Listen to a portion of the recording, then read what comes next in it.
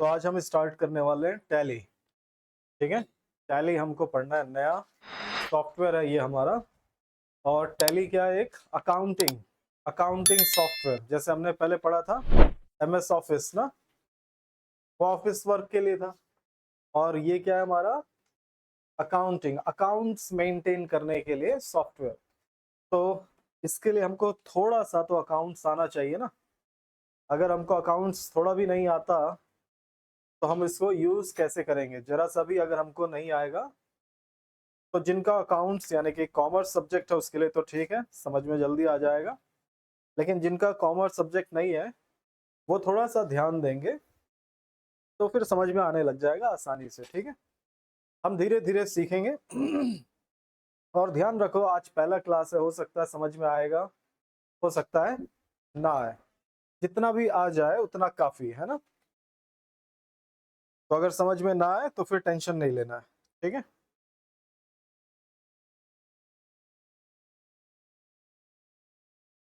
तो जैसे आप सभी को मालूम है कि कॉमर्स कॉमर्स सब्जेक्ट हम कब लेते हैं? 10th के बाद।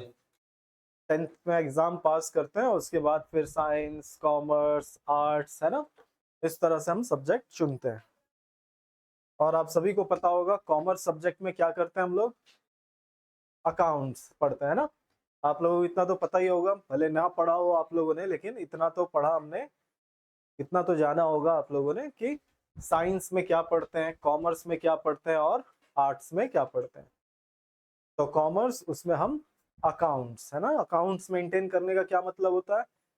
जैसे आप लोग अकाउंट वर्ड कहाँ सुनते हो? बैंक अकाउंट, है ना। सिंपल उसमें क्या होता है? हमारा बैंक अकाउंट का पूरा डिटेल होता है ना, कब पैसा निकाला, कब पैसा डाला, है ना, इस तरह की चीजें, कब आपको इंटरेस्ट मिला, कब एटीएम के चार्जेस काटे गए, इस तरह के डिटेल होते हैं। तो उसमें क्या है? वो आपका अकाउंट है ना।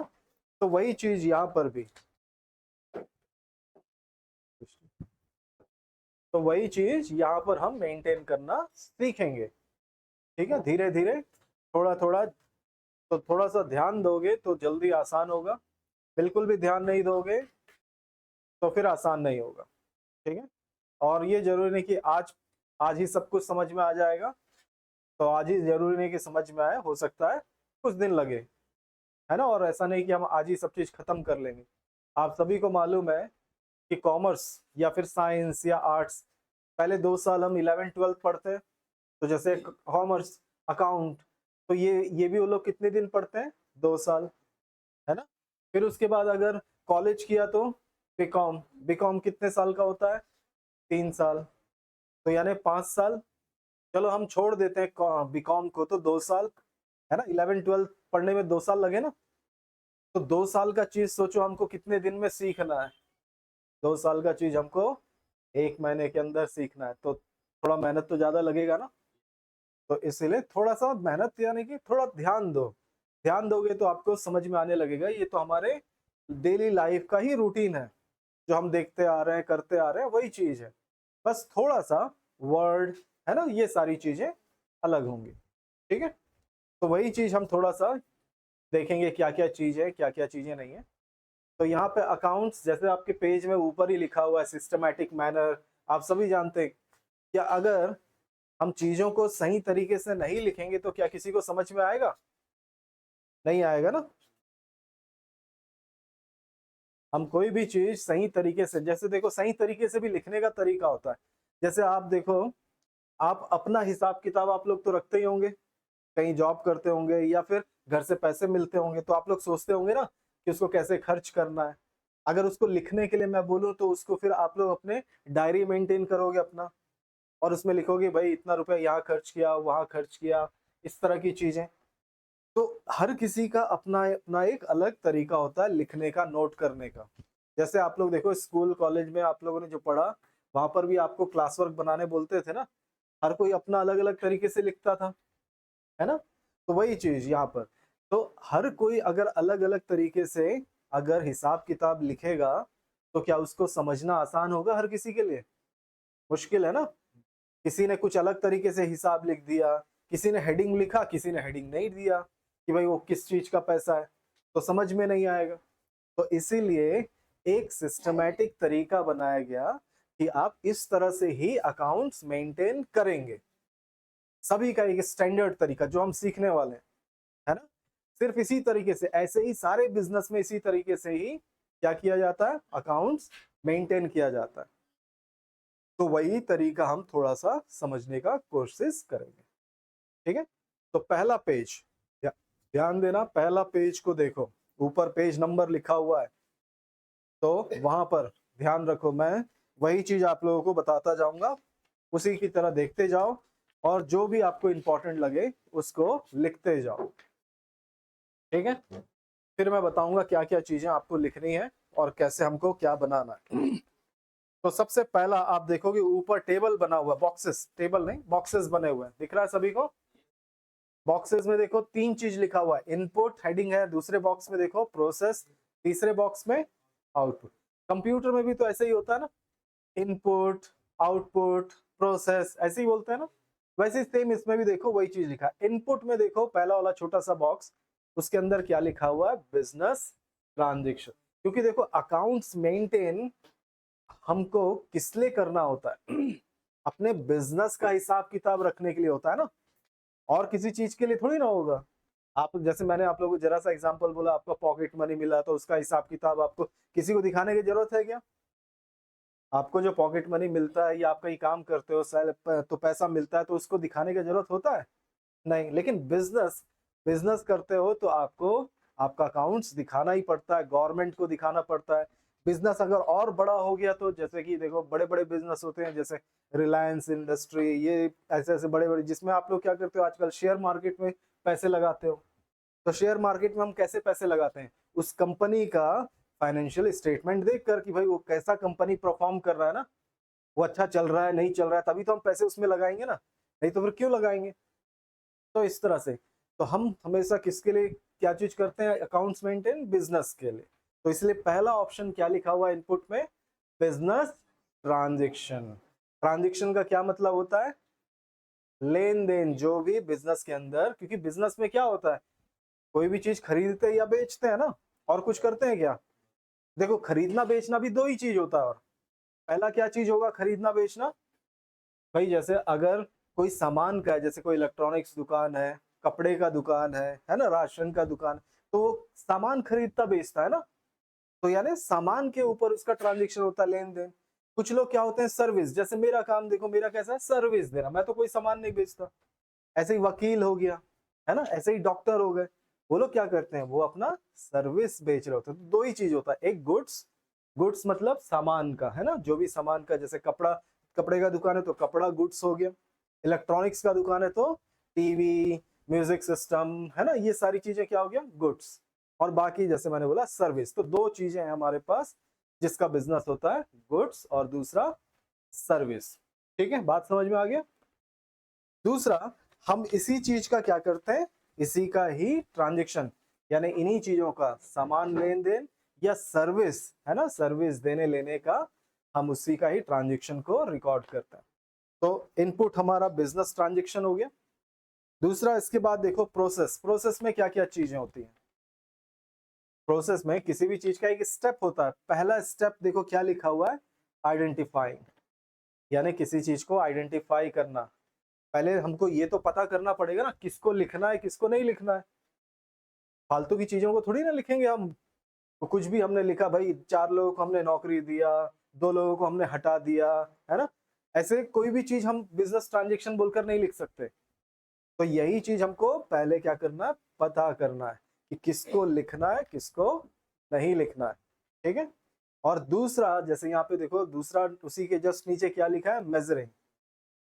तो मेजर करना, देखो कोई भी चीज आप जैसे सामान खरीदते हो, किसी चीज को कैसे मेजर करते हो, किसी को लीटर में, किसी को केजी में, है ना, किसी को आप लेंथ में गिनते हो, 1 मीटर 2 मीटर, हर चीज को मेजर करने का एक यूनिट होता है। वैसे ही हमारे पास यहाँ पे अकाउंट्स में क्या है, रुपए। किसी भी ट्रांजेक्शन में क्या होना चाहिए, पैसे का लेन देन होना चाहिए, है ना। सबसे पहला पहचानना कि किसको लिखना है, और जब पहचान लिया तो उसमें क्या होना चाहिए, पैसे का लेन देन होना चाहिए। समझ में आ गया? तो पहले हम देखेंगे कि किस चीज को लिखना है और उनके बीच क्या होना चाहिए, पैसे का लेन देन होना चाहिए। ठीक है, नेक्स्ट इसी तरह से दूसरा क्या है, रिकॉर्डिंग। अब एक्चुअल में हम लिखने का काम, यानी कहीं तो लिखेंगे ना, हमको वो ट्रांजेक्शन को किसी कॉपी में लिख कर रखना पड़ेगा। जैसे आप लोग देखो, जब भी आप राशन की दुकान या फिर किसी भी यहाँ पे दुकान पे जाओगे तो वो क्या कर रहा होता है, आप देखना वो लिख रहा होता है। जैसे आप अगर कहीं पे उधार सामान खरीदते हो तो आपने जो भी सामान खरीदा उसके बाद वो क्या करता है, आपके नाम से वो एंट्री बनाता है ना, वही है पहला रिकॉर्डिंग, आपके नाम का एंट्री। तो वही चीज क्या कहलाता है, रिकॉर्डिंग, है ना। जिस भी चीज का हमको ट्रांजेक्शन हमको पता चल गया, अब हम उसको क्या करेंगे, लिख कर रखेंगे। आप देखो उसी के जस्ट नीचे अकाउंटिंग प्रोसेस बोलकर एक हेडिंग लिखा हुआ देखो, है ना। नीचे आप देखो ट्रांजेक्शन क्या बोला, आइडेंटिफाई, फिर एरो बनाए, मेजरिंग, उसके नीचे देखो रिकॉर्डिंग। रिकॉर्डिंग में देखो दो वर्ड और एक्स्ट्रा लिखा है, दिख रहा है सभी को, क्या लिखा हुआ है, जनरल एंड सब्सिडरी बुक, जिसमें हम लिखेंगे, है ना, उस ट्रांजेक्शन को, उस लेन देन को जिसमें लिखेंगे उसको हम क्या कहते हैं, जनरल या फिर सब्सिडरी बुक। यानी देखो जैसे छोटे मोटे बिजनेस हैं, वो लोग ज्यादा बुक्स यूज नहीं करते, क्योंकि छोटा बिजनेसमैन बहुत ज्यादा तो नहीं लिखेगा ना हर चीज के लिए। वो क्या करेगा, एक छोटा सा रजिस्टर मेंटेन करेगा, एक छोटा सा रजिस्टर रखेगा और उसी में वो लिख लेगा। उसको ज्यादा लिखने की जरूरत नहीं है ना, अलग अलग हर चीज के लिए अलग अलग। अब उसका बिजनेस जैसे आप देखना, कोई भी धीरे धीरे बढ़ता है ना, कोई भी बिजनेस नया खड़ा करता है तो वो धीरे धीरे उसका बिजनेस ग्रो होने लगता है, धीरे धीरे बढ़ने लगता है। तब जाके धीरे धीरे वो क्या करेगा, जब शुरुआत होता है तो वो अकेला खुद ही कर रहा होता है बिजनेस। यानी कि वहां पे देखना, जैसे कोई भी शॉप होगा तो वहां पे अगर उसका बिजनेस उसने स्टार्ट किया तो अकेला खड़ा रहेगा, आपको उसको काउंटर में दिखेगा। लेकिन जैसे जैसे उसका बिजनेस बड़ा होने लगेगा वो एम्प्लॉयज रखना चालू कर देता है ना। इसी तरह से यहाँ पर भी वही चीज, जब आपका बिजनेस छोटा है तब आप हो सकता है एक छोटा सा रजिस्टर में आप लिखें, है ना, एक छोटा सा रजिस्टर आप यूज करें और वही आपके लिए काफी हो। तो वो चीज हम किसमें करते हैं, जनरल, जनरल बोलकर एक रजिस्टर रखेंगे और उसके अंदर हम क्या करेंगे, चीजों को लिख कर रखेंगे। चाहे वो हमने खरीदा कोई सामान, चाहे कोई सामान हमने बेचा, ठीक है, समझ में आ रहा है। हमने कोई भी ट्रांजेक्शन, जैसे देखो छोटा बिजनेस है तो उसका डेली का थोड़ी ना बहुत ज्यादा ट्रांजेक्शन होगा। कई बार देखो एक दिन वो खाली भी बैठ सकता है, नया बिजनेस है, किसी दिन कोई एक ही कस्टमर आया, है ना। तो इस तरह से होता है, नया नया बिजनेस ज्यादा नहीं चलता, धीरे धीरे बढ़ता है।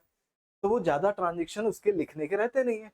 तो वो क्या बहुत सारे बुक्स खरीद के रखेगा नहीं ना, एक रजिस्टर, जैसे आप लोग देखो एक ही रजिस्टर पकड़े हुए हो, तो वैसे एक रजिस्टर रखेगा और उसी में ही नोट करता जाएगा जो भी ट्रांजेक्शन हुआ, किसी को सामान बेचा, किसी से पैसा लिया, किसी को पैसा दिया, वो सब एक ही जगह लिखता जाएगा। ठीक है, डेट वाइज याद रखिएगा, डेट वाइज लिखा जाता है। लेकिन जैसे जैसे बिजनेस बड़ा होता है उसके बाद हमको अलग अलग बुक्स का जरूरत पड़ता है। जैसे आप देखो लिखा हुआ है सब्सिडरी बुक्स, और नीचे ही देखो, उसी के नीचे देखो काइंड्स ऑफ सब्सिडरी बुक बोलकर हेडिंग दिख रहा है। अब यहाँ पर देखो कितने तरह के हैं, 7+1, यानी टोटल कितने सब्सिडरी बुक्स हैं, 8। अब इसमें से सबसे पहला देखो डे बुक्स बोलकर लिखा हुआ है, उसमें क्या लिखा हुआ है, परचेज बुक। यानी कि ये एक अलग रजिस्टर हो गया, परचेज का रजिस्टर। रजिस्टर मतलब तो समझ रहे हो ना, कॉपी, एक अलग कॉपी समझ लो परचेज का, उसके अंदर सिर्फ परचेज का एंट्री बना दिया। सेल्स का तो उसके अंदर सिर्फ सेल्स का, है ना। हर चीज के लिए अलग अलग अलग अलग रजिस्टर। ये कौन करता है, जिसका बिजनेस बड़ा होता है, तो वो ऐसे अलग अलग बुक्स मेंटेन करता है। जैसे यहाँ पे सेल्स का अलग हो गया, परचेज का अलग हो गया। ऐसे ही देखो दो और लिखा हुआ, परचेज रिटर्न, सेल्स रिटर्न। इसका मतलब क्या हुआ, जैसे आप लोग सामान खरीदते हो तो कई बार वापस भी तो करते हो ना सामान। कई बार हो सकता है आपने खरीदा, घर लेकर गया, देखे थोड़ा डिफेक्टिव पीस है, चलो वापस कर देते हैं।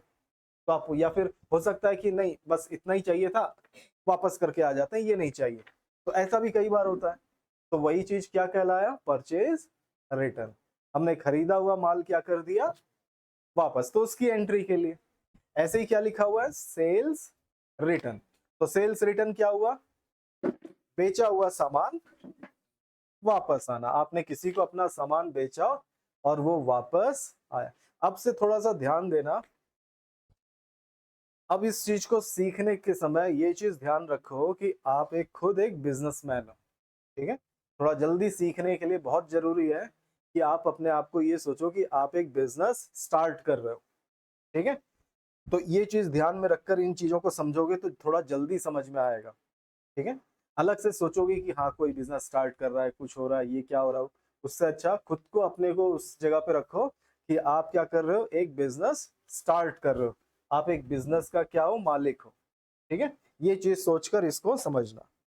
तो इस तरह से, तो यहाँ पर आप देखो ये सारे हैं 4 चीज जिसको हम डे बुक बोलते हैं, क्योंकि खरीदना बेचना डेली का होता है ना। कोई भी बिजनेस में क्या होगा, खरीदा बेचा, कोई सामान वापस आ गया, कोई सामान वापस कर दिया, इस तरह का चीज होगा।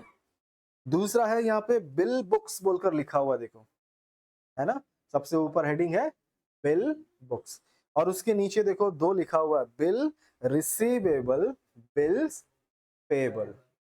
ये क्या है, देखो कई बार क्या होता है, हम चीजों को उधार देते हैं, है ना, सामान सामने वाले को क्या करते हैं, उधार बेचते हैं।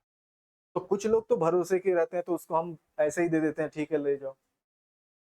लेकिन कुछ लोगों को हम क्या करते हैं, कुछ तो गारंटी रखते हैं ना, कि भाई किसी को भी एकदम से वो नहीं दे देंगे, हो सकता है बिजनेस में हम ऐसे करेंगे तो हम तो लूट जाएंगे, है ना, अगर हम हर किसी को बिना सोचे समझे देते जाएंगे तो उधार। तो इसीलिए हम क्या करते हैं, सामने वाले से कुछ लिखवा लेते हैं। ज्यादातर क्या करते हैं लोग, चेक ले लेते हैं। आप लोगों ने देखा होगा बिजनेस में क्या होता है, चेक पहले ही ले लेता है। जैसे आप देखो यहाँ पर, जैसे आप कोई बाइक खरीदो या कार खरीदो, तो वो क्या कर लेता है, आपसे पहले से ही उतने सालों का क्या करेगा, चेक पहले से अपने पास लेकर रख लेता है, आपका साइन करवा कर। तो वैसे ही यहाँ पर भी क्या करते हैं, हम किसी को उधार देते हैं या किसी से उधार लेते हैं, तब हमको क्या करना होता है, एक रसीद में साइन करके देना होता है, ठीक है। एक प्रोमिसरी नोट बोलकर, जैसे यहाँ पे लिखा हुआ है बिल्स रिसीवेबल, बिल्स पेबल, वो बिल जिसके अगेंस्ट हमको क्या मिलेगा, पैसा मिलना है, और वो बिल्स जिसके अगेंस्ट हमको क्या करना है, पैसा देना है। तो हम एक नोट में साइन करके देंगे कि भाई हाँ इतना अमाउंट इतने दिन के भीतर हमको उसको क्या करना होगा, देना होगा। तो वो साइन, वो एक लीगल डॉक्यूमेंट हो जाता है, पेपर हो जाता है ना, ताकि आप कभी भी किसी को बताएं कि भाई हाँ इससे मैंने उधार लिया था या उसको मैंने उधार दिया था, इतना रुपए का इतने दिन में पे करना था। तो उसी चीज का एंट्री ये है, ठीक है। तो उसी चीज का एंट्री यहाँ पे किया जाता है। तीसरा फिर यहाँ पर आप देख सकते हो, ये कितना हो गया, 6, ठीक है। क्या हो गया, 4 2 6। अब इसके बाद है कैश। कैश को हम एक ही बुक बोलकर काउंट करेंगे, भले इसके अंदर 4 तरह का दिया हुआ, देखिए लोग अलग अलग तरह का कैश एंट्री करते हैं। जैसे एक सिंगल सिंगल तो ज्यादातर होता है, फिर उसके बाद कई लोग क्या करते हैं, डबल भी करते हैं, ट्रिपल भी करते हैं। डबल में देखो कैश विथ डिस्काउंट, कैश और डिस्काउंट का, या फिर कैश विथ बैंक का, तो साथ ही साथ उसको रखते हैं। ट्रिपल में कैश, बैंक और डिस्काउंट तीनों चीजों का रहता है, ठीक है। और लास्ट है यहाँ पे पेटी कैश। ये क्या होता है, थोड़ा बहुत अमाउंट हम अपने पास निकाल कर रख लेते हैं छोटे मोटे खर्चों को मैनेज करने के लिए, तो उसी को हम ये पेटी कैश कहते हैं, ठीक है। तो ये इसमें उसका हिसाब रखा जाता है। तो इसको हम कैश बुक को एक ही काउंट करेंगे। यहाँ पे 4 अलग अलग होते हैं बोल के बताया, लेकिन है एक, ठीक है। तो इधर 4 2 6 और 1 हो गया 7, इसीलिए ऊपर लिखा है 7।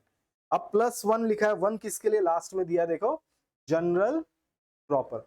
ये किस चीज के लिए, अगर कोई ऐसा ट्रांजेक्शन जो इन 7 के अंदर नहीं एंट्री हुआ, नहीं कर सकते, है ना, कोई ऐसा ट्रांजेक्शन जो इन 7 बुक्स में हम अगर एंट्री नहीं कर सकते, तो उसको हम किस में एंट्री बनाते हैं, जनरल प्रॉपर में, ठीक है। तो इस तरह से ये सारे सब्सिडरी बुक्स दिए हुए हैं, और इसी को हम सबसे पहला एंट्री बोलते हैं, जिसको हम क्या कहते हैं, रिकॉर्डिंग। सबसे पहला यही किया जाता है। नेक्स्ट स्टेप क्या होता है, क्लासिफाइंग। आप देख सकते हो क्लासिफाइंग में क्या बनाना बोलता है, यहाँ पे देखो लेजर पोस्टिंग लिखा हुआ है, लेजर पोस्टिंग, यानी हर चीज का अलग अलग। एक तरह से याद रखिएगा, लेजर क्या होता है, अकाउंट नेम होता है। लेजर किसको बोलते हैं, अकाउंट का नाम। जिस अकाउंट के नाम से हम पैसे का एंट्री करेंगे वही लेजर कहलाएगा, ठीक है। किसी के नाम से पैसे का हिसाब लिखना वो क्या कहलाता है, लेजर। तो मैंने जैसे बोला, एक छोटा बिजनेसमैन है, एक ही बुक में सारा चीज उसने लिख दिया। अब फिर उसको अलग अलग करना ग्रुप के हिसाब से। जैसे आज 2 बार कोई आकर मुझसे, एक ही आदमी आके खरीदा, तो उस सिर्फ उसका ट्रांजेक्शन अलग से लिखना। सेल्स किया तो उस सेल्स वाले को अलग ग्रुप बनाना, है ना। इस तरह के ग्रुप, अलग अलग ग्रुप करने को ही हम क्या कहते हैं, क्लासिफाइंग। करके देखेंगे और जल्दी समझ में आएगा। सिंपल सा भी, बस जरा सा समझो।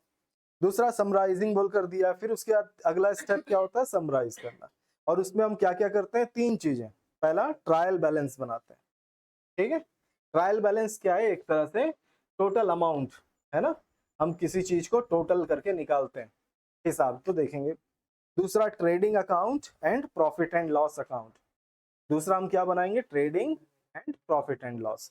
और चौथा, तीसरा चीज बनाएंगे हम बैलेंस शीट। बैलेंस शीट तो नाम सुना होगा आप लोगों ने, सभी ने, है ना। बाकी हो सकता है कि ट्रायल बैलेंस नाम नहीं सुना हो, है ना। Trading and profit and loss नाम ना सुना हो, लेकिन बैलेंस शीट तो ज्यादातर आप लोगों ने सुना ही होगा। कंपनी का बैलेंस शीट होता है बोलकर हम सुनते रहते हैं ना, तो वही चीज, तो यहाँ पे बैलेंस शीट। तो ये तीनों ही चीज हम बनाना सीखेंगे। हम जनरल एंट्री भी करना सीखेंगे, लेजर पोस्टिंग भी मैन्युअली, हाथ से। इसीलिए मैंने आप लोगों को कॉपी मंगाया है कि कॉपी में आप लोगों को क्या करना है, ये सब चीज एक बार बनाना है। फिर उसके बाद ही हम क्या करेंगे, टैली में एंट्री करेंगे, तब जाकर आपको आसानी से समझ में आएगा कि टैली में हो क्या रहा है। तो ये सारा चीज हम बनाएंगे।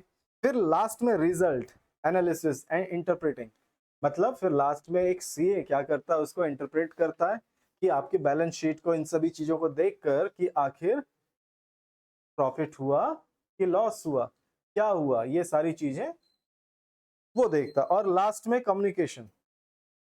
तो कम्युनिकेशन में क्या हुआ, अब वो बताएंगे ना, हम लोगों को बताएंगे कि आखिर आपका कैसा बिजनेस था, है ना। किसको बताएंगे, उसको। तो हम किसको बताएंगे, यहाँ पर आप देख सकते हैं, उस ऊपर बॉक्स में देखना, बॉक्स में आउटपुट में देखो, हम इंफॉर्मेशन देंगे टू यूजर।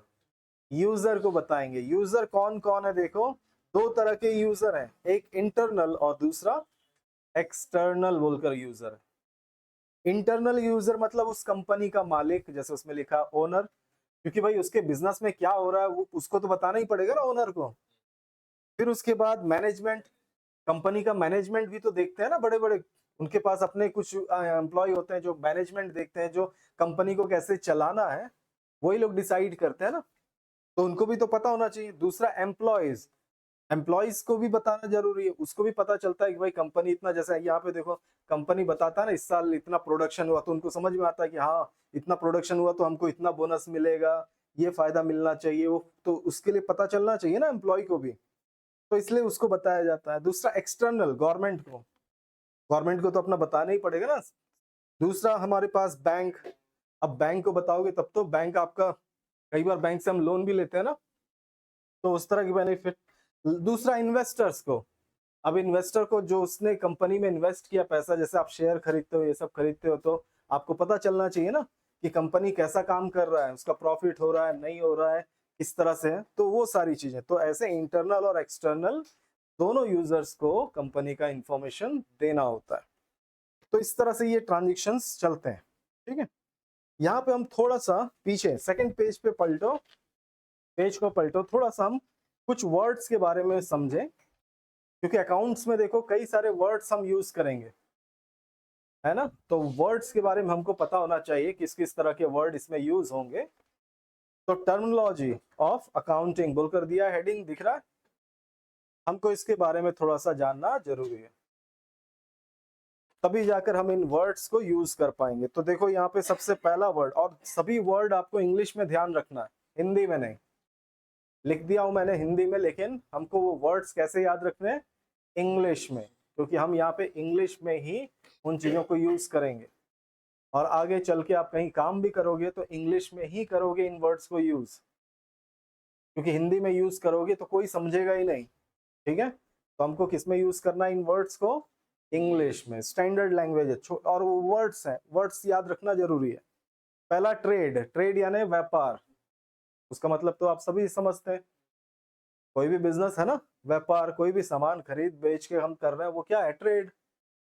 दूसरा प्रोफेशन, प्रोफेशन किसको बोलते हैं, किसके काम को प्रोफेशन कहते हैं, डॉक्टर्स का जो काम होता है, डॉक्टर जो काम करते हैं, एक खास तरह का ट्रेनिंग लेकर जो काम करते हैं, उसको क्या कहते हैं? प्रोफेशन। वकील, है ना, अदालत का काम करने के लिए उनको खास वो लोग ट्रेनिंग लेते हैं ना, तो इस तरह की चीजें, उसको हम प्रोफेशन। तीसरा क्या है? देखो, बिजनेस। बिजनेस तो बिजनेस किसको कहते हैं? ट्रेड को भी बिजनेस बोलते हैं, है ना। पेशा जो हमारा प्रोफेशन है उसको भी हम बिजनेस, वकील का काम को भी हम वही बोलेंगे ना, वो बिजनेस कर रहा है अपने काम का। तो ये सारी चीजें बिजनेस के ही अंदर आ जाता है, ठीक है। फिर है हमारे पास क्या? ओनर। देखो, ओनर ऑब्लिक प्रोपराइटर, दो वर्ड हैं। ओनर मतलब मालिक ना, कंपनी जो स्टार्ट कर रहा है, जो उसका मालिक है, उसको हम क्या कहेंगे? ओनर या फिर प्रोपराइटर। ठीक, उसके नीचे दूसरा वर्ड आपको देखने को मिलता है, देखो, कैपिटल। कैपिटल का क्या मतलब होता है? देखो, जैसे आप बिजनेस, मैंने बोला था ना, आप एक बिजनेसमैन हो और आप एक बिजनेस स्टार्ट कर रहे हो। अब जब भी आप बिजनेस स्टार्ट करोगे तो पैसा लगाओगे ना। कोई बिजनेस ऐसा होता है क्या बिना पैसे के चालू होता है? कोई ऐसा बिजनेस नहीं है। तो हम जो पैसे लगाएंगे उसी पैसे को क्या कहते हैं? कैपिटल बोलते हैं, ठीक है। तो ये चीज ध्यान रखना, कैपिटल क्या होता है? वो पैसा जो बिजनेस स्टार्ट करने के लिए बिजनेस के ओनर ने लगाया, ठीक है। और याद ये रखो, कैपिटल बोलकर अगर वर्ड कहीं पढ़ो तो वो किसका ना किसका अकाउंट होता है? ओनर का अकाउंट होता है, ठीक है। कैपिटल 1 लाख, तो इसका मतलब आप याद रखना, ऐसा लिखा हुआ मिले तो आप बोलना ये किसका है? ये ओनर का है, ओनर ने पैसा लगाया 1 लाख, ठीक है। ये चीज, क्योंकि कहीं पे भी कंपनी में, यानी कि कोई भी बैलेंस शीट या कोई भी अकाउंट्स होता है, उसमें ओनर का नाम कहीं नहीं लिखा जाता, ठीक है। किसी भी जगह में आप देखेंगे उस लिस्ट में कभी भी ओनर का नाम नहीं लिखते। हाँ, तब लिखा जाता है जब एक से ज्यादा ओनर होते हैं। पार्टनरशिप में कई बार करते हैं ना, तब बताना पड़ता है कि भाई किसने कितना कितना रुपया लगाया, किसका कितना कैपिटल है, ठीक है, तब नाम यूज करते हैं। दूसरा उसके जस्ट नीचे दिया है, देखिए, ड्रॉइंग्स। ड्रॉइंग्स का क्या है? ये भी ओनर का ही अकाउंट है, ठीक है। ड्रॉइंग्स क्या है? ओनर का अकाउंट। कैसा अकाउंट? क्योंकि ओनर क्या करता है? बिजनेस से पैसा लेगा ना अपने खर्च के लिए। भाई कुछ भी खर्चा होगा तो बिजनेस से वो निकालेगा, या फिर बिजनेस का कोई सामान यूज करेगा। ओनर है ना, वो तो मालिक है कंपनी का, तो कंपनी का पैसा वो खुद निकालेगा। कंपनी का सामान भी हो सकता है वो यूज करेगा। तो जब ऐसा कभी भी ओनर ऐसा करता है तो उसको किसके अंदर दिखाएंगे? ड्रॉइंग्स के अंदर। इसलिए ड्राइंग भी ओनर का ही अकाउंट होता है, ठीक है। और उसमें किसको दिखाते हैं? जो भी पैसा वो कंपनी का निकालता है, या फिर जो भी सामान, है ना, कोई भी सामान अगर कंपनी का यूज करता है तो उसको भी हम किस में दिखाएंगे? ड्राइंग्स में, ठीक है। ठीक, आगे बढ़े तो दिया हुआ देखो, गुड्स। गुड्स किसको कहते हैं? गुड्स वो सामान जिस सामान का आप बिजनेस करते हो, जिस सामान को आप क्या करते हो? बेचते हो, है ना। तो वही चीज, उसी को ही हम सिर्फ गुड्स बोलेंगे, ठीक है। उसके नीचे दिया हुआ देख सकते हैं, स्टॉक। स्टॉक, स्टॉक भी आप सब समझते होंगे, सामान रखा हुआ रहता है जो भी, आप उसको क्या कहते हो?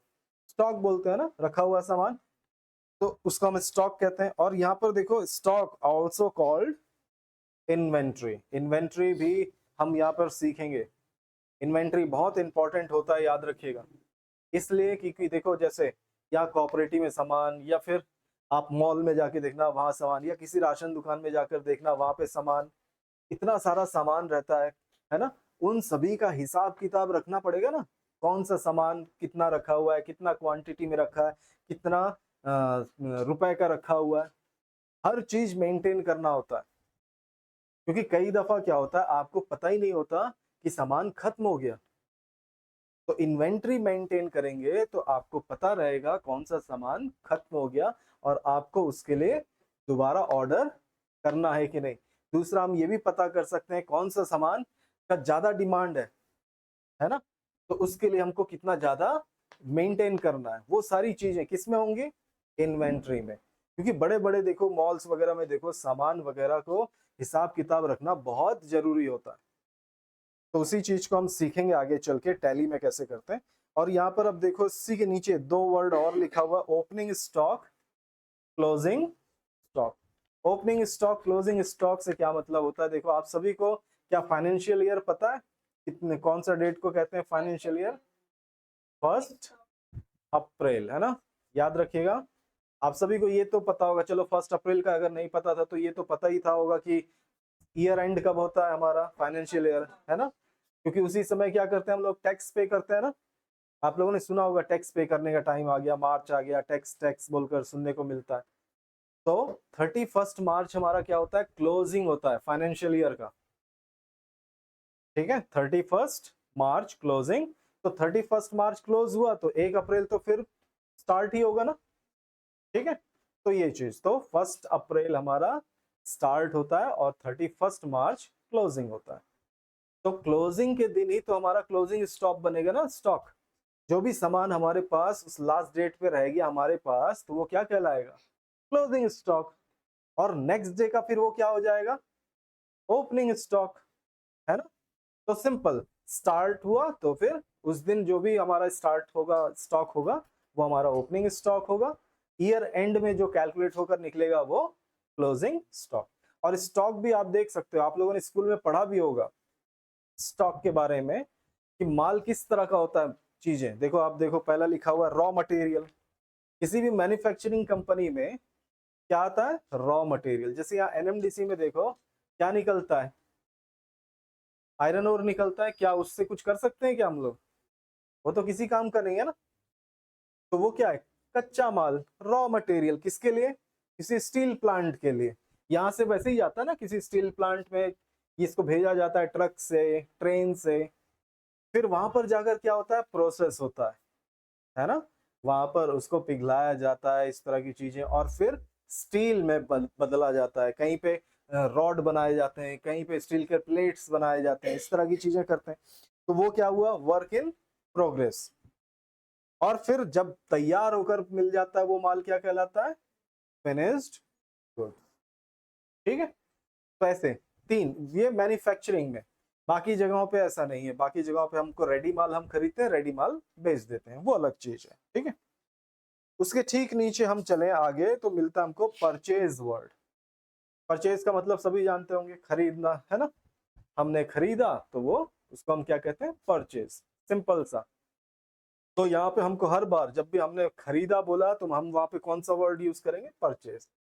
और परचेज आप देख लो उसमें लिखा हुआ है, दो तरह से परचेज कर सकते हैं हम। कोई भी सामान कैसे खरीद सकते हैं, या तो कैश में या फिर क्रेडिट में, है ना। या तो पैसे देकर खरीदेंगे या उधार खरीदेंगे, उधार को हम क्रेडिट बोलते हैं। इसी तरह से हमारे पास देखो उसमें दिया हुआ है, ठीक उसी के नीचे सेल्स, बेचना। अब हम सामान वही सेम तरीके से, या तो हम कैश बेचेंगे या फिर क्रेडिट में। यहां तक समझ में आ रहा है सभी को, कोई डाउट है यहां तक। सिंपल वर्ड्स हैं जो हम यूज करेंगे, ठीक है। ठीक उसके नीचे दूसरा वर्ड क्या दिया है, परचेज रिटर्न, सेल्स रिटर्न। ये भी तो हमने पढ़ा ना, अभी अभी मैंने बताया, खरीदा हुआ माल वापस किया तो उसको परचेज रिटर्न बोलते हैं, और बेचा हुआ माल आया उसको सेल्स रिटर्न। इसमें देखो उसी लाइन पे एक और वर्ड यूज होता है। क्या यूज हो रहा है, देखो परचेज के लिए रिटर्न आउटवर्ड। कई जगहों पे ये वर्ड भी लिखा हुआ हमको मिलता है, ठीक है। और इसी तरह से सेल्स रिटर्न को रिटर्न इनवर्ड्स ये भी बोला जाता है, ठीक है। आगे बढ़ते हैं तो उसके नीचे आपको देखो लिखा हुआ मिलेगा डेप्टर। याद रखो, बहुत कंफ्यूज होते हैं लोग, है ना, डेप्टर क्रेडिटर कौन है बोल के। तो इस चीज को हमको ध्यान रखना है कि कौन लोग होते हैं ये डेप्टर क्रेडिटर। इनको नॉर्मल हम डेटर्स क्रेडिटर्स ऐसा पढ़ते हैं। प्रोनाउंस कैसे करते हैं इसको, डेटर्स क्रेडिटर्स। लेकिन कोई जरूरी नहीं है, आप डेप्टर भी बोलो क्रेडिटर बोलो, क्या फर्क पड़ना है, ठीक है। तो जैसा आप पढ़ सको वैसा पढ़ो, किसी से कोई फर्क नहीं पड़ता। तो डेटर्स कौन होते हैं, देखो ये वो लोग होते हैं जिनको हम सामान बेचते हैं, ठीक है। जैसे आप बिजनेस कर रहे हो, आप अगर किसी को सामान बेचोगे तो जिसको आपने बेचा वो क्या कहलाएगा, डेटर्स, ठीक है, समझ में आया। तो ये डेटर्स कौन है पता चल गया ना। सिंपल, वो जिसको आपने अपना या तो सामान बेचा या फिर सर्विस बेचा, लेकिन वो भी कैसे, उधार, क्रेडिट में, ठीक है। समझ में आ रहा है, डेटर्स कौन है? जिनको हम उधार बेचेंगे, है ना। हम सामान, उसको हम सामान या सर्विस कैसे देंगे? उधार में, ठीक है। वो क्या कहलाएंगे? डेटर्स, ठीक है। दूसरा उसी के नीचे जस्ट लिखा है, देखो, बिल्स रिसीवेबल, ब्रैकेट में बिल ऑफ एक्सचेंज, दोनों ही कहते हैं, bill receivable, bill of exchange. तो ये क्या है? वही सेम एक छोटा सा नोट। कई लोग होते हैं, देखो, कई लोग ऐसे होंगे जिनको आप उधार दोगे और उससे कुछ नहीं लिखवाओगे, ठीक है। हम उससे कुछ भी नोट नहीं कराएंगे क्योंकि हमको, चलो, हमको उस पर भरोसा है, या फिर हमने उसको कम अमाउंट का दिया कि वो चलो चला भी जाएगा तो कोई फर्क नहीं पड़ेगा हमको। तो ऐसे जिनको हमने बिना सोचे समझे उधार दे दिया। लेकिन कुछ लोग जिनको हम क्या करेंगे, कुछ नोट पे लिखवा लेंगे, साइन करवा लेंगे, तो ताकि लीगल हो, ताकि आगे चल के हम उसको बोल सकें, है ना। जिसके लिए आजकल चेक वगैरह का भी ज्यादातर यूज होता है, जैसे मैंने बताया। तो वही चीज, बिल्स रिसीवेबल्स, वो बिल्स जिसके अगेंस्ट में हमको पैसे मिलने हैं, हमने सामने वाले से लिखवा के ले लिया, ठीक है। उसमें एक रिवेन्यू स्टैम्प भी लगाकर ये सब चीज भी किया जाता है, ठीक है। उसमें लिखा रहता है कि इतना अमाउंट का इतने तारीख तक वो देगा, साइन वगैरह करवा के लिया जाता है। तो वही चीज ये है, ठीक। उसके नीचे लिखा है ट्रेड रिसीवेबल्स। ट्रेड रिसीवेबल्स को किसको कहेंगे? Total debtors plus BR. BR मतलब बिल्स रिसीवेबल्स।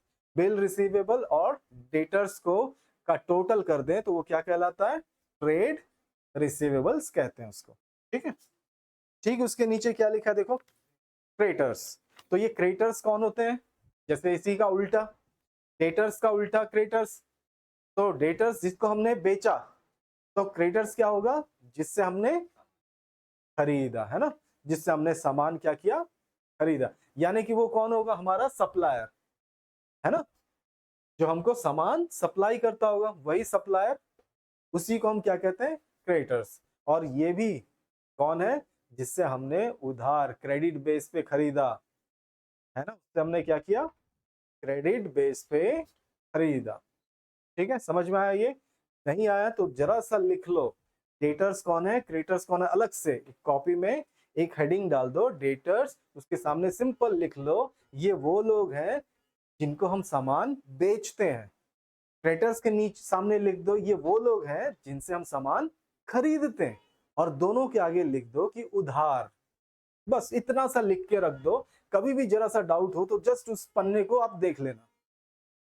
क्योंकि इसमें अधिकतर हम थोड़ा थोड़ा, क्योंकि जिनका अकाउंट सब्जेक्ट है वो तो चलो दिक्कत नहीं होगा उनको, लेकिन जिनका अकाउंट्स नहीं है वो थोड़ा कंफ्यूज होंगे। तो वो लोग जरा सा मेंशन करके कॉपी में किसी एक खास जगह पे लिखो ताकि पेज पलटकर आप उसको देख सको, ठीक है। सिंपल सा लाइन, कुछ भी बहुत ज्यादा चीज नहीं लिखना, फालतू की चीजें तो बिल्कुल नहीं लिखना, कहानी बिल्कुल नहीं लिखना, सिर्फ एक ही छोटा सा लाइन लिख दो कि भाई डेटर्स वो लोग जिनको हम सामान बेचते हैं, है ना, और क्रेडिटर्स जिनसे हम सामान खरीदते हैं। और ये दोनों ही ट्रांजैक्शन क्रेडिट में होता है, मतलब उधार में होता है, ठीक है। यानी कि डेटर्स कौन है? हमारे कस्टमर। मैंने क्या बोला? हम बिजनेसमैन है ना, तो डेटर्स कौन हुए? हमारे कस्टमर। और क्रेडिटर्स कौन हुए? हमारे सप्लायर। वो हमको सामान देते हैं, सप्लाई करते हैं। बस सिंपल सा ये चीज जरा सा लिख के रख दो किसी एक जगह पे जहां पे आसानी से आप देख सको। ठीक, उसी के नीचे देखो, बिल्स पेबल्स। ये लिखा भी उसी तरह से मैंने कि बिल्स रिसीवेबल किसके नीचे लिखा है? डेटर्स के नीचे। और बिल्स पेबल किसके नीचे लिखा है? क्रेडिटर्स के नीचे। क्यों? क्योंकि अब ये बिल्स पेबल क्या है? हमको पे करना है ना, किसी बिल के अगेंस्ट। कौन पे करेगा? हम पे करेंगे, क्योंकि हमने उधार सामान खरीदा, तो हमको भी उसने क्या किया? लिखवा लिया उसने कि भाई आप इस तारीख तक, इस दिन तक पैसे दे देना मुझको बोलकर। तो मैंने उसको लिख कर दिया। वो किस में लिख कर दिया? बिल्स पेबल में, ठीक है, उसके लिए। इसी तरह से ट्रेड पेबल किसको कहते हैं हम? Creditors plus BP, bills payable, ठीक है। देख लो, देखो, ऐसा नहीं कि अगर समझ में आ रहा है तब भी चलेगा, दिमाग में नहीं बैठ रहा है, जितना भी बैठ रहा है तो भी चलेगा, ठीक है। आज पहला दिन ही थोड़ी ना पढ़ेंगे, कल भी तो पढ़ेंगे, परसों भी पढ़ेंगे, और ये वर्ड बार बार बीच में आता रहेगा, तो फिर दिमाग में बैठता जाएगा। ठीक है, जरूरी नहीं कि आज ही सब चीज दिमाग में बैठा लेंगे, सोचेंगे, या दिमाग में नहीं घुस रहा है तो क्या करें, तो कोई दिक्कत नहीं, सिंपल जितना घुस रहा है काफी है। ठीक है, आगे बढ़े। लिखा हुआ देखो हेडिंग लिएबिलिटीज। ठीक है, लिएबिलिटीज मतलब लिखा हुआ देखो क्या लिखा है, दायित्व, हिंदी में दायित्व, यानी कि लिएबिलिटीज उसको कहते हैं जो हमको पे करना है, जिसको क्या करना है, हमको पे करना है। कैसे पे करना है, अगर आपने किसी से लोन लिया तो आपको उसको चुकाना पड़ेगा ना, किसी से उधार लिया तो वो भी तो चुकाना पड़ेगा ना, तो इस तरह से हमको जो भी चीजें चुकानी पड़ेंगी वो सब क्या कहलाती है, लिएबिलिटीज। समझ गए क्या वर्ड का क्या मतलब हुआ, लिएबिलिटीज मतलब वो चीजें जो हमको चुकाना पड़ेगा।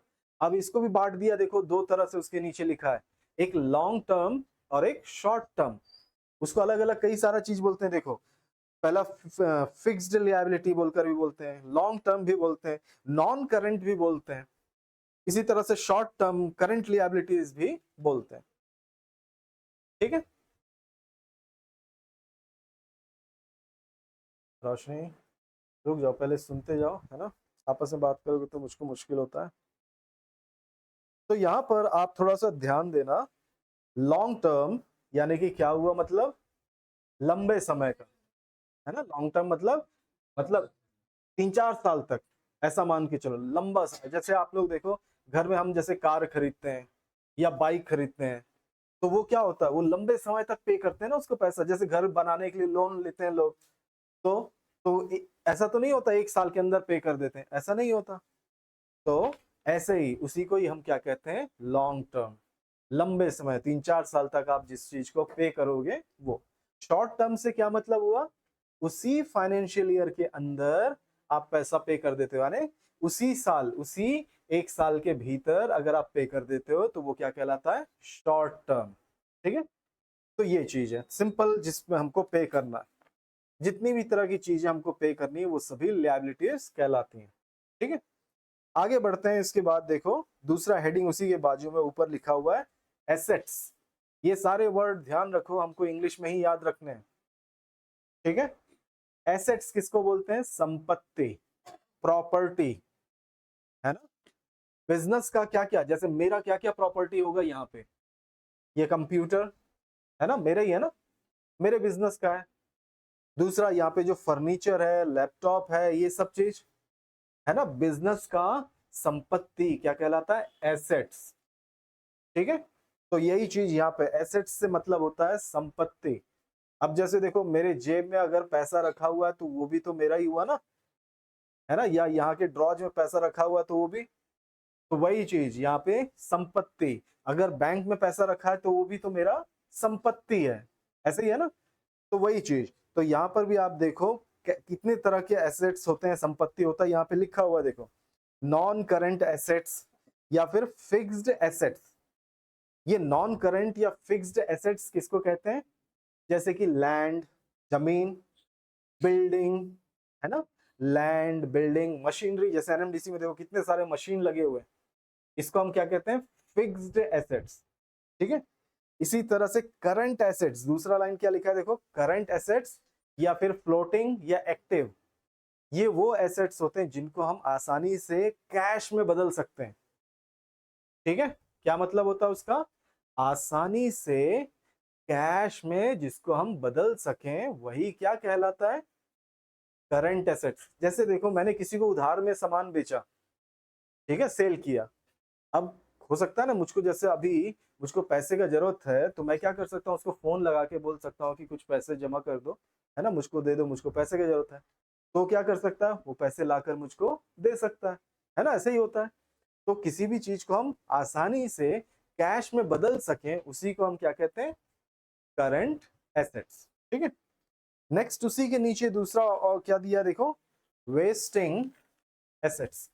ये वेस्टिंग एसेट्स क्या होता है, जैसे आप देखो यहाँ पे एनएमडीसी का ये पहाड़ देख लो, ये क्या हमेशा रहेगा क्या, खत्म हो जाएगा एक टाइम पे, आप देखते ही हो कई सारे पहाड़ तो प्लेन हो गए ना, तो वही चीज जो खत्म हो जाएगा समय के साथ उसी को हम क्या कहते हैं, वेस्टिंग एसेट। तो इस तरह से ध्यान रखना, ये सारी चीजें संपत्ति, उसी को हम क्या कहते हैं, एसेट्स। ये वर्ड कई बार बीच बीच में आता रहेगा, मशीनरी, फर्नीचर, ये सारी चीजें। कंपनी अपने बिजनेस के लिए जो भी सामान खरीदेगा उसको क्या कहेंगे हम, एसेट्स।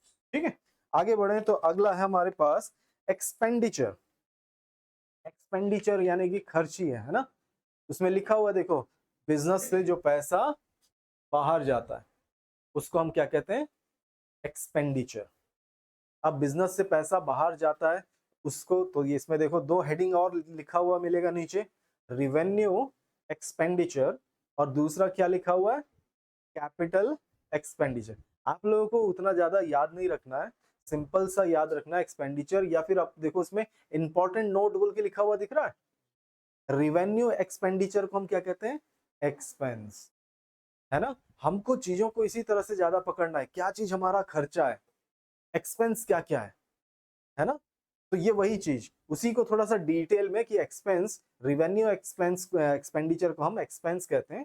तो यहाँ पर आप देखो रिवेन्यू एक्सपेंस एक्सपेंडिचर किसको कहते हैं, तो यहाँ पर एक साल के अंदर जो भी हमारे खर्चे होते हैं, है ना, उसी फाइनेंशियल ईयर के अंदर हम जो भी खर्चे करते हैं, जैसे हमने रेंट पे किया, है ना, जैसे मैं यहाँ का रेंट पे करता हूँ हर महीने, टेलीफोन बिल पे किया हर महीने आ रहा है ना, वो पे किया, इलेक्ट्रिक का बिल आ रहा है वो हर महीने मैं पे कर रहा हूँ। तो इस तरह से फाइनेंशियल ईयर के अंदर ही जो भी खर्चे आ रहे हैं उसी को हम क्या कहेंगे, रिवेन्यू एक्सपेंडिचर, और उसी को हम क्या कहेंगे, एक्सपेंस, है ना। तो जो ये हर फाइनेंशियल ईयर यानी करंट फाइनेंशियल ईयर के अंदर जो आपका खर्चा आ रहा है उसी को हम रिवेन्यू एक्सपेंडिचर बोलते हैं। और दूसरा कैपिटल एक्सपेंडिचर, जैसे मैंने समझ लो ये कंप्यूटर खरीदा, अब क्या ये इसी साल काम आएगा, कई सालों तक मेरा काम आएगा ना।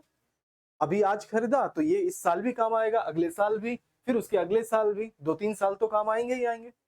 तो ऐसे जिसका बेनिफिट आप कई सालों तक उठाते हैं उसी को हम क्या कहते हैं, कैपिटल एक्सपेंडिचर।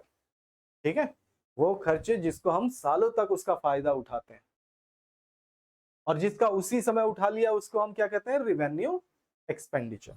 ठीक है, नहीं समझ में आया तो भी कोई बात नहीं, बस जरा सा लिख के रख लेना, जरा सा, और कुछ नहीं। छोटे मोटे खर्चे जो उसी साल होते हैं वो कहलाते हैं रिवेन्यू एक्सपेंडिचर, और जिसका हम फायदा, वो ऐसे खर्च जिसका हम फायदा सालों साल उठाते हैं वो कैपिटल एक्सपेंडिचर। ठीक है, ये और सभी चीजों को हम एक तरह से एक्सपेंस ही कहते हैं। ठीक है, दूसरा आगे बढ़े तो एक्सपेंस देखो दो तरह के लिखा हुआ है इसमें, डायरेक्ट एक्सपेंस और दूसरा क्या है, इनडायरेक्ट एक्सपेंस। डायरेक्ट और इनडायरेक्ट देखो इसको बहुत ध्यान से हमको समझना रहता है, डायरेक्ट और इनडायरेक्ट। अब ये खर्च है, एक्सपेंस मतलब खर्च। अब देखो जैसे मैं कोई सामान, जैसे समझ लो मेरा कंप्यूटर का बिजनेस है, ठीक है, मैं रायपुर से कंप्यूटर लाकर यहाँ पर बेचता हूँ। जैसे अभी आपने देखा था यहाँ एनएमडीसी में कंप्यूटर सेल की तरह लग गया था, सब खरीद रहे थे, सबको एनएमडीसी दे रहा था, तो यहाँ पर कई दुकानों में कंप्यूटर बिक रहे थे। तो कंप्यूटर समझ लो मेरा बिजनेस है, मैं रायपुर से कंप्यूटर खरीद कर लाता हूँ और यहाँ पर बेचता हूँ। ठीक है, समझ में आ गया। तो मैं रायपुर से कंप्यूटर जब लाता हूँ तो समझ लो मैं खुद जाकर नहीं लाता, मैं यहाँ से कंपनी को फोन लगा देता हूँ। ठीक है, मैंने कंपनी को फोन लगाया और बोला मेरे पास 10 लैपटॉप का ऑर्डर है। समझ में आ रहा है क्या बोला मैंने, 10 लैपटॉप का। मैं गया नहीं, मैं यहीं से फोन लगा दिया, आजकल तो सब चीज फोन में ही हो जाता है ना, जाने की जरूरत नहीं पड़ता। तो मैंने यहाँ से फोन लगाया और बोला मुझको 10 लैपटॉप चाहिए, तो उसने मुझको 10 लैपटॉप क्या किया, भेजा, और भेजने के साथ उसने कुछ खर्चे उसमें ऐड किए। जैसे जिस शॉप को मैंने बोला उसने क्या किया, उसने किसी ऑटो में डालकर भेजा होगा, है ना, ट्रांसपोर्ट ऑफिस में। आप देखते हैं कोई भी सामान कैसे आएगा, ट्रांसपोर्ट, ट्रांसपोर्ट नहीं तो 10 लैपटॉप है तो बस में भी आ सकता है, आजकल बस में भी तो सामान आता है ना। तो उसने ऑटो में डालकर बस स्टैंड तक भेजा, तो बस स्टैंड तक जाने में जो खर्चा आया कितना, समझ लो 100 रुपए लगा।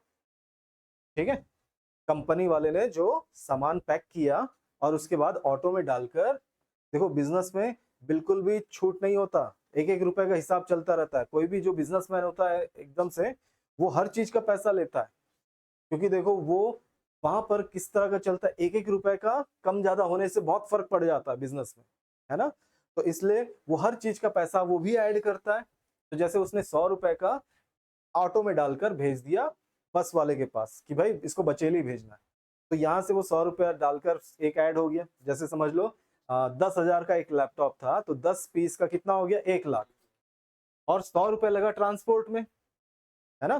ट्रांसपोर्ट से मतलब ऑटो का। फिर उसके बाद बस वाला यहाँ तक छोड़ने के लिए 1,000 रुपये ले लिया। ऐसे ही होता है ना, देखोगे बॉक्स के हिसाब से 300 500 ऐसा लेता है। 10 लैपटॉप है तो हो सकता है 1,000 ले ले। तो उसने 1,000 वहां से यहाँ लाने में लगा दिया। तो यहाँ पे हमारा इस सामान को हम तक पहुंचने के लिए कितना खर्चा आ गया, 1,100 रुपए, है ना। यही है डायरेक्ट एक्सपेंस उस सामान पे, है ना। उस सामान को यहाँ तक लाने में, मेरे पास पहुंचने तक में, मेरे शॉप तक पहुंचने तक में जो खर्चा उसके ऊपर आया, वही क्या है, डायरेक्ट एक्सपेंस, है ना। कोई भी चीज अगर मैं खुद भी जाता, अगर मैं वो सामान लेने खुद भी जाता, तो मेरे जो जाने आने का खर्चा हुआ वो भी उसमें ऐड होगा, ठीक है। तो कभी ऐसा नहीं होता कि हमने 10 रुपए का सामान खरीदा, उसको 12 रुपए में बेच दिया। अरे भाई 10 रुपए का सामान खरीदा, 12 रुपए में बेच दिया, पता चला कि भाई 10 रुपए का सामान था, लेकिन उसको आप तक पहुंचने में ही 3 रुपए का एक्स्ट्रा खर्चा लग गया, और आपने कितने में बेच दिया, 12 में, कि भाई चलो 2 रुपए ज्यादा तो रेट लगा के बेचना चाहिए, लेकिन खर्चा कितना हो गया था आपको उसको सामान को यहाँ तक लाने में, 3 रुपए, मतलब वो 13 रुपए का आपको पड़ा, और आपने बेच दिया 12 रुपए में, तो 1 रुपए का नुकसान हो गया ना। तो इसलिए हर चीज को कैलकुलेट करना होता है। तो उस सामान पे जो खर्च आएगा वो क्या कहलाएगा, डायरेक्ट एक्सपेंस। इनडायरेक्ट एक्सपेंस, जैसे देखो यहाँ पर कई बार क्या होता है, होम डिलीवरी देता है ना सामान, घर पहुंचा देते हैं। क्या घर पहुंचाने का उनको खर्चा नहीं आता होगा, आता होगा ना। घर पहुंचाने आजकल देखना, या तो कई बार लोग फ्री दे देते हैं, नहीं तो फिर कई बार पैसे भी लेते हैं घर पहुंचाने का। तो कई कंपनियां क्या करती है, फ्री में देती है, ताकि आपको भी अच्छा लगेगा ना। कोई भी घर पहुंच गया सामान बिना पैसे के, तो आप क्या करोगे, उसी जगह जाके खरीदोगे, अरे यहाँ से तो सामान खरीदने से घर में पहुंचा देते हैं फ्री में। तो ये क्या हुआ, ये एक तरह का मार्केटिंग है ना। आपने क्या किया, मार्केटिंग किया। बाकी लोग सामान घर पहुंचाने का कुछ ना कुछ एक्स्ट्रा पैसा ले रहे हैं, आपने क्या किया, नहीं लिया 1 रुपए भी, आपने बोला फ्री में पहुंचा देंगे। तो कस्टमर क्या सोचेगा, अरे सामान तो फ्री में आ जाता है मेरे पास, तो इसी के पास लेना अच्छा है ना। तो ये मार्केटिंग, तो या फिर इस तरह का मार्केटिंग, या फिर आप पॉम्पलेट ये सब देखते हो ना, बैनर वगैरह लगा के रखते हैं कंपनी, हमारे पास ये छूट, ये मिल रहा है, ऐसा मिल रहा है। तो वो, तो इसी तरह से बिजनेस चलाने के लिए जो आप खर्च करते हो वो क्या कहलाता है, इनडायरेक्ट एक्सपेंस, ठीक है। बिजनेस चलाने के लिए जिन खर्चों को हमको करना होता है वो क्या कहलाएगा, इनडायरेक्ट एक्सपेंस, ठीक है। आगे बढ़ते हैं, यहाँ पर दिया हुआ है फिर रिसीट में दिया हुआ है, इसको थोड़ा बाद में देखते हैं, ठीक है। अगली क्लास में मैं ये सब चीज बताता जाऊंगा, बहुत सारा चीज है, नहीं तो फिर डेप्रिशिएशन। डेप्रिशिएशन क्या होता है, देखो जैसे कि कोई भी सामान आप खरीदते हो, मोबाइल ही, आज अगर आपने कोई मोबाइल खरीदा 10,000 का, और आप अगर एक हफ्ते बाद बेचोगे तो क्या वही रेट मिलेगा क्या, वो तो हो सकता है आपने खरीदा, अनबॉक्स किया और फिर बेचो, तो भी वही रेट नहीं मिलेगा, है ना।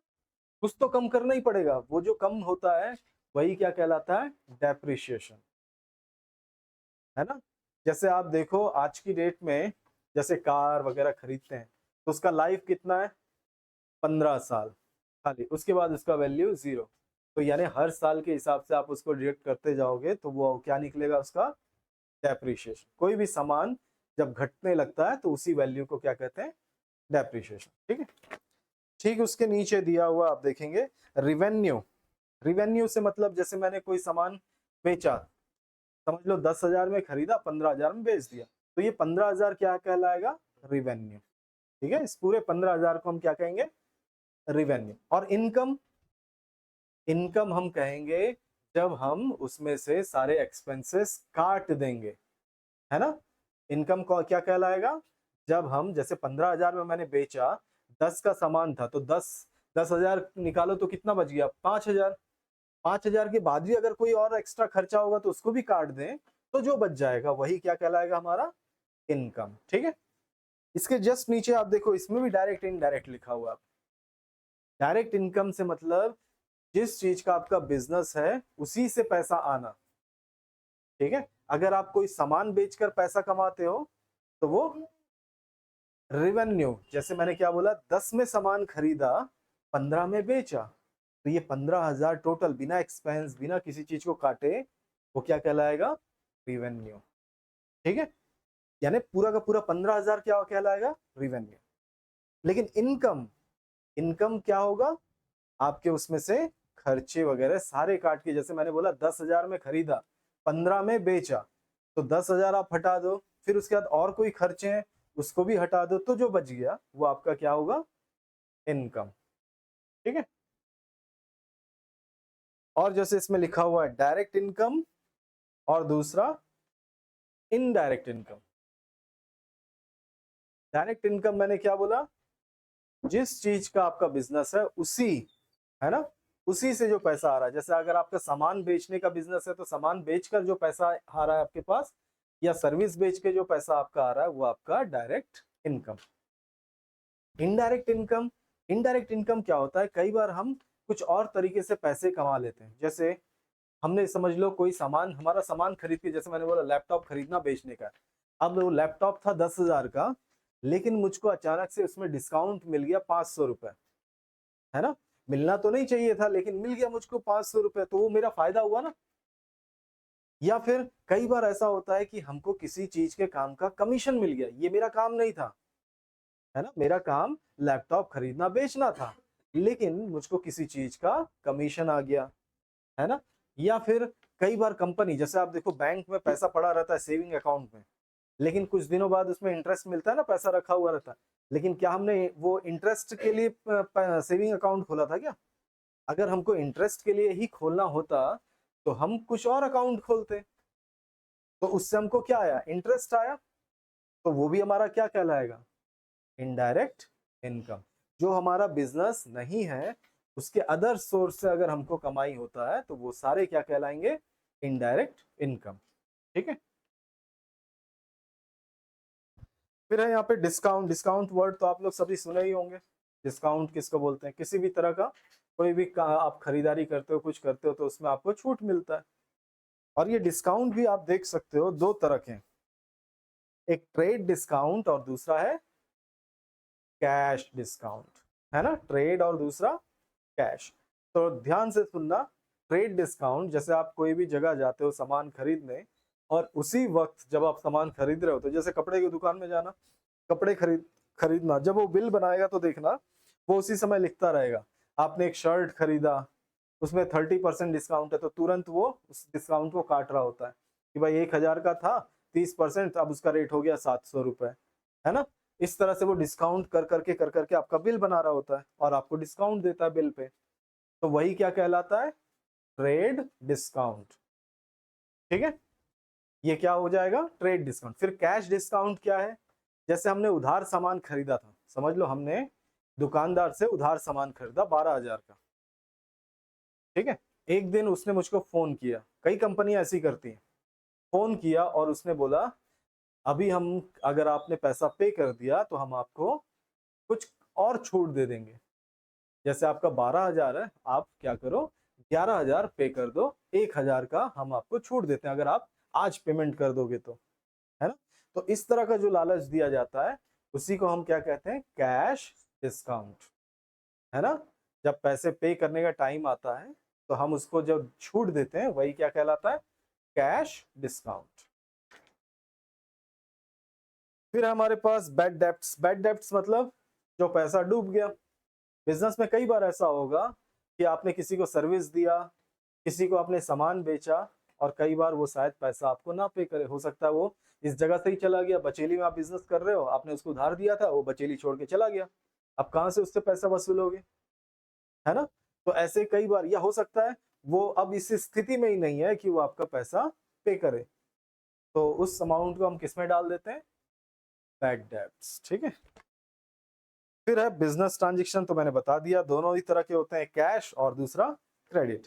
वाउचर्स, वाउचर एक तरह का रसीद है जो हर चीज के लिए अलग अलग होते हैं। जैसे सेल्स किया तो उसके लिए अलग वाउचर, परचेज किया तो उसके लिए अलग, इस तरह से। कमीशन का मतलब आप सभी को मालूम ही है कमीशन क्या होता है। लास्ट इसमें सर्विसेज, जैसे मैंने बोला गुड्स वैसे ही सर्विस, ठीक है। तो ऐसे, तो इस तरह के कई सारे वर्ड्स हैं जिनको हम यूज करते हैं, ठीक है।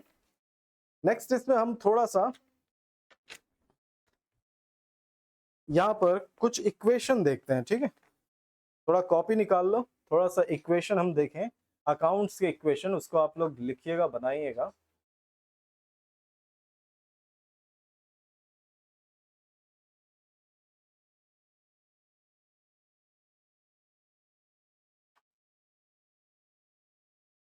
ये एक फॉर्मेट है सामने आप लोगों के, ऊपर के हेडिंग को लिखिए कॉपी में, है ना। ऊपर हेडिंग लिखा हुआ है सीरियल नंबर, ट्रांजेक्शन्स, फिर एसेट्स, एसेट्स के नीचे इक्विपमेंट, हाँ क्या बोले, चश्मा लगाओ ये लिखना नहीं है ना, अभी इसको नहीं लिखना है, सिर्फ हेडिंग को लिखना।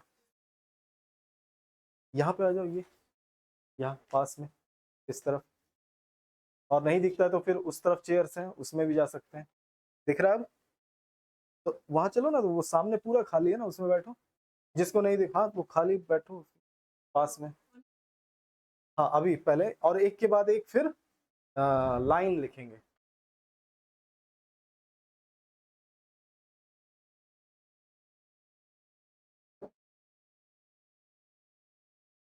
ऊपर एसएल सीरियल नंबर, फिर ट्रांजेक्शन्स, फिर उसके बाद हेडिंग है एसेट्स इज इक्वल टू, फिर कैपिटल प्लस लिएबिलिटीज। एसेट्स मैंने आप लोगों को बता दिया, एसेट्स क्या होते हैं, याद है, संपत्ति। तो इसका इक्वेशन कैसा होता है, assets is equal to capital plus liability. तो कैपिटल, कैपिटल वो पैसा जो कौन लगाता है, ओनर, और प्लस लिएबिलिटीज, लिएबिलिटीज मतलब जो हमको देना है ना। तो यहाँ पर आप देख सकते हो इक्वेशन कैसा होता है, assets is equal to capital plus liabilities, ठीक है।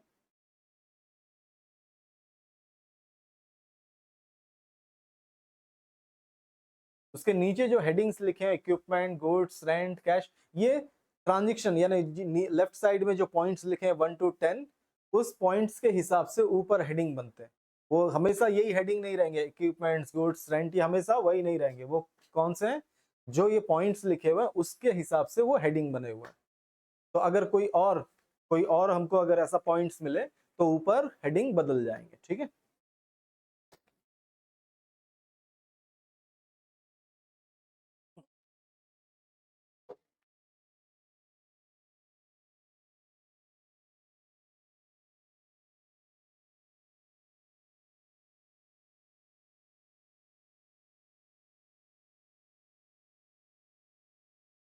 तीन चार हम करके देखेंगे, सिर्फ ज्यादा नहीं, ज्यादा पॉइंट नहीं करेंगे, तीन चार पॉइंट का हिसाब करके देखेंगे, और उसके बाद फिर दूसरा देखते हैं, ठीक है। हेडिंग लिख लिया सभी ने?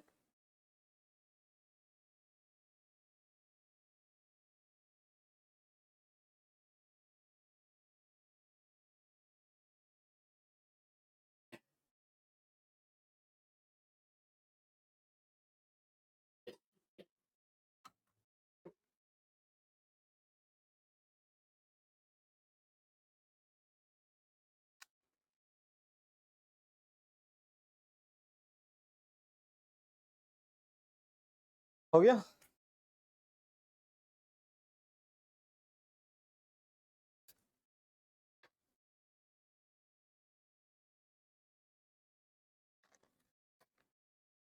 तो यहाँ पर देखो, हेडिंग लिख लिया सभी ने? हो गया। तो सबसे पहला पॉइंट क्या बोल रहा है, देखो यहाँ पे सबसे पहला पॉइंट है स्टार्टेड बिजनेस विथ कैश 50,000। तो बिजनेस स्टार्ट किया, जैसे समझ लो हमने खुद बिजनेस स्टार्ट किया, क्योंकि कोई भी बिजनेस के लिए क्या करना पड़ेगा, हमको पैसे लगाने पड़ेंगे ना। तो हमने पैसा लगाया कितना बिजनेस के लिए, 50,000। अब इसका इक्वेशन में कहाँ कहाँ एंट्री होगा, तो हमने क्या बोला, कैश लगाया। तो कैश हेडिंग दिया हुआ है देखो, और कैश क्या होता है, एसेट ही है ना, संपत्ति।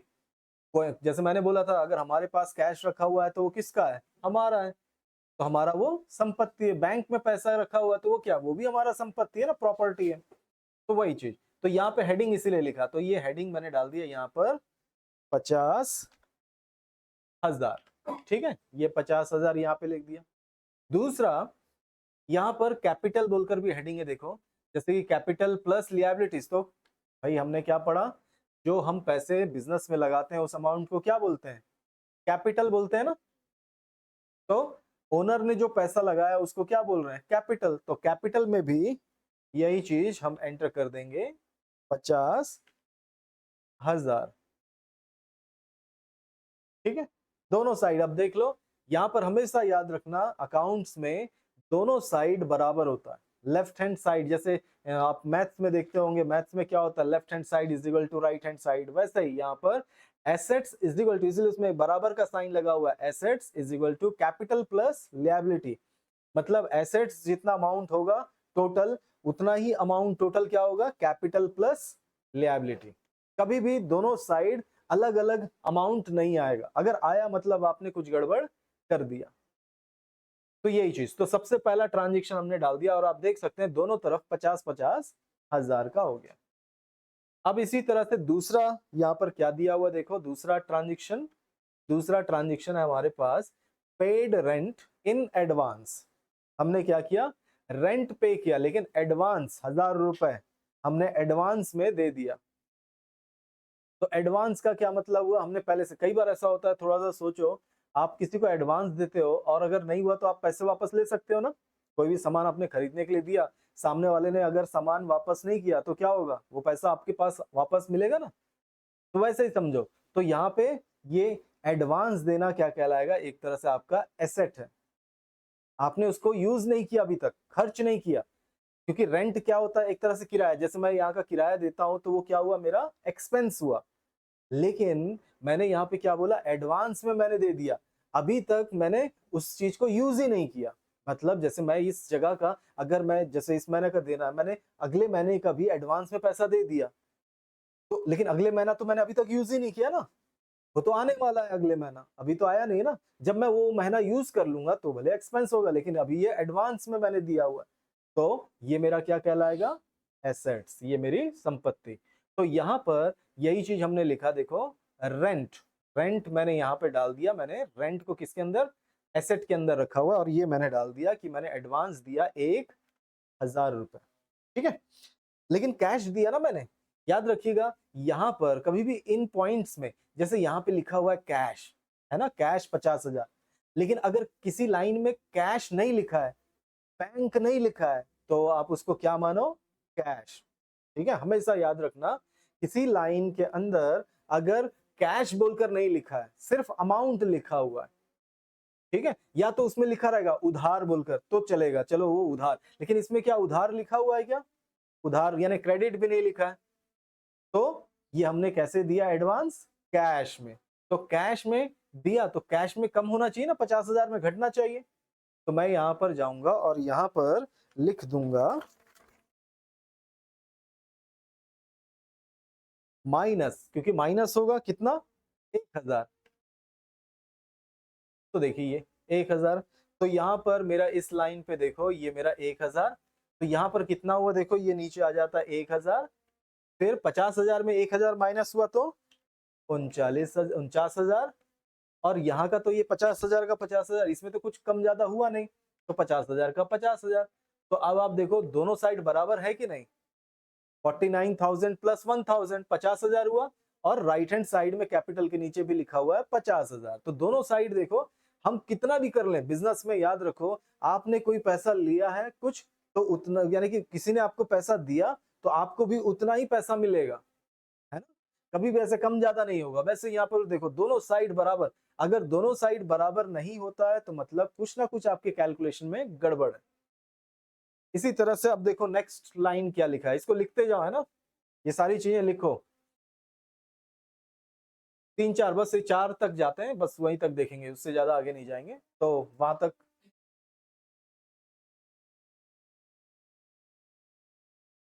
नॉर्मली हम ये कैलकुलेशन यूज नहीं करेंगे अकाउंट्स में, सिर्फ हम देखने के लिए देख रहे हैं कि सिंपल तरीके से प्लस माइनस करके कि भाई प्लस करें तो माइनस कर रहे हैं तो दोनों साइड कैसे बराबर हो रहा है। एक्चुअल में एंट्री थोड़ा हम अलग तरह से करेंगे, ये सिर्फ समझने के लिए कि एक्चुअल में इसके पीछे कैसे कैलकुलेशन हो रहा है, सिंपल तरीके से वो देख रहे हैं।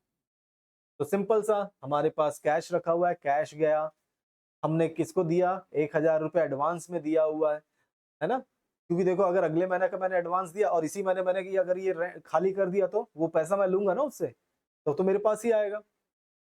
तो यहाँ पर फिर अगला है देखो तीसरे नंबर का, इसमें क्या लिखा है देखो, परचेज्ड गुड्स।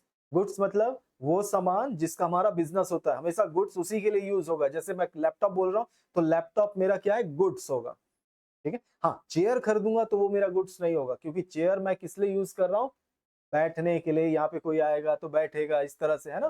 तो वो मेरा फर्नीचर, वो मेरा क्या हुआ, वो मेरा एसेट कहलाएगा, ठीक है। तो purchased goods for cash, cash में खरीदा बोल के देखो साफ साफ लिखा हुआ है, कितने का, 10,000 का। मैंने गुड्स खरीदा कितने का, 10,000।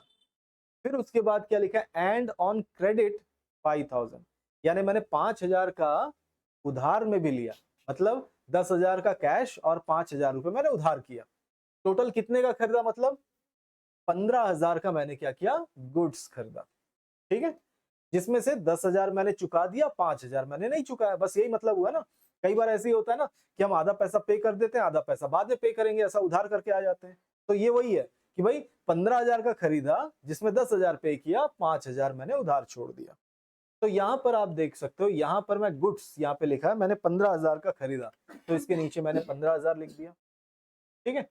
फिर इसी तरह से यहाँ पर मैंने बोला क्या, कि मैंने 10,000 का कैश लिया, तो यहाँ पर कैश, कैश मेरा घटना चाहिए ना, क्योंकि मैंने क्या किया, 10,000 का कैश खरीदा। तो यहाँ पर मेरे पास कितना, 49,000 है, तो उसमें माइनस, तो मैं यहाँ पे माइनस 10,000 कर दूंगा, ये ठीक है।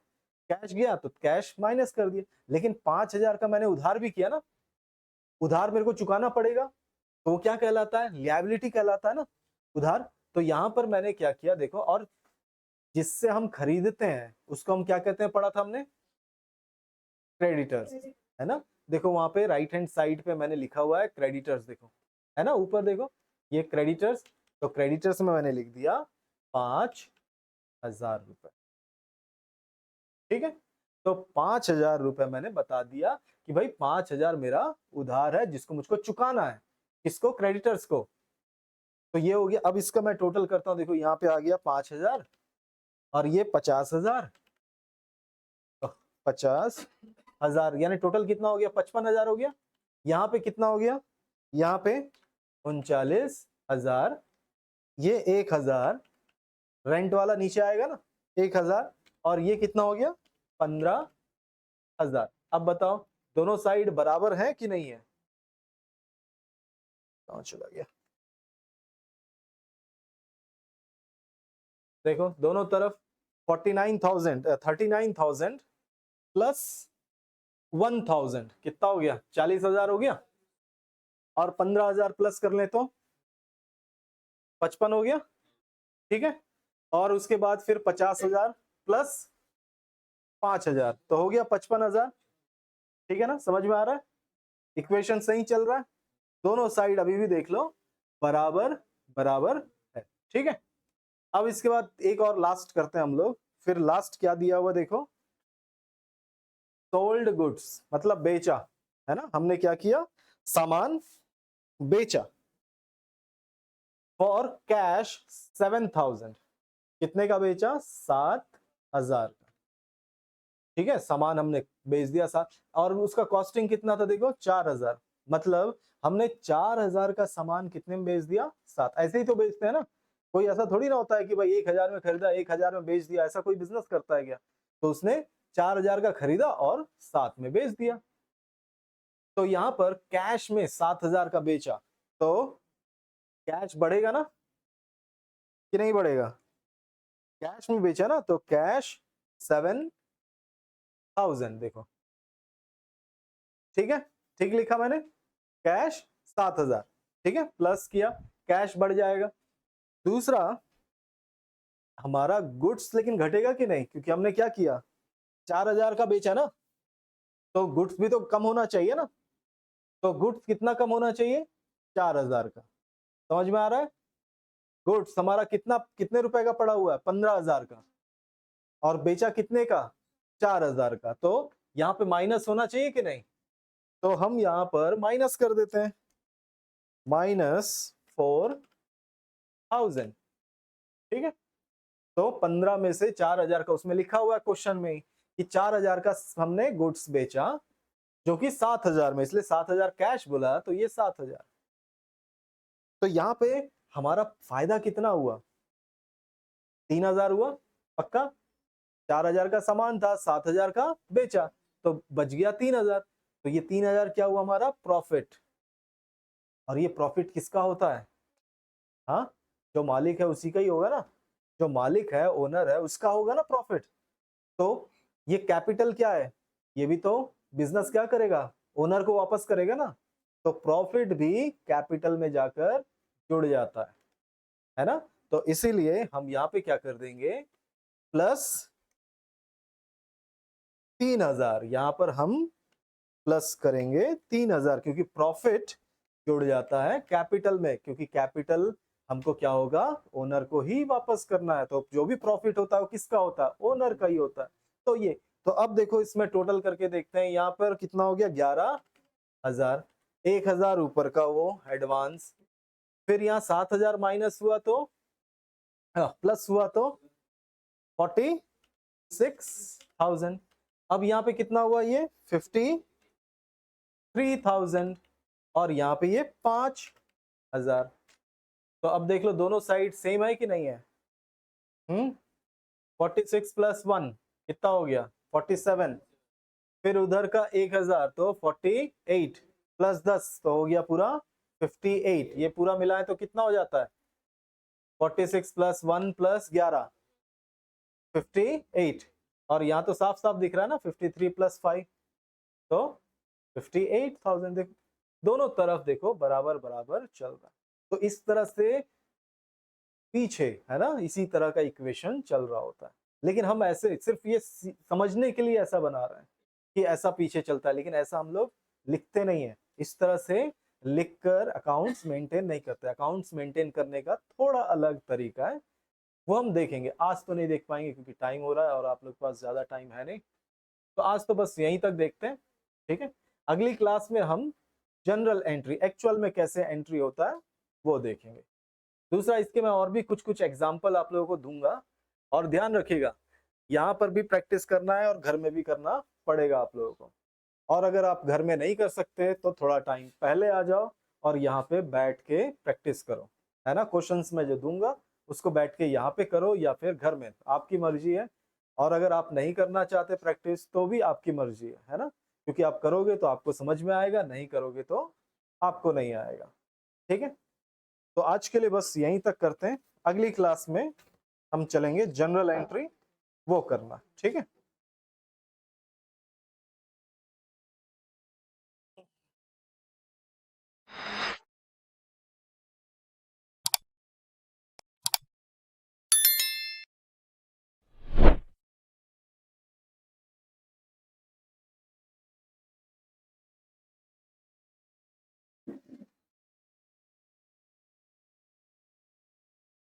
ये लेके जाओ, ये आपके लिए है ना।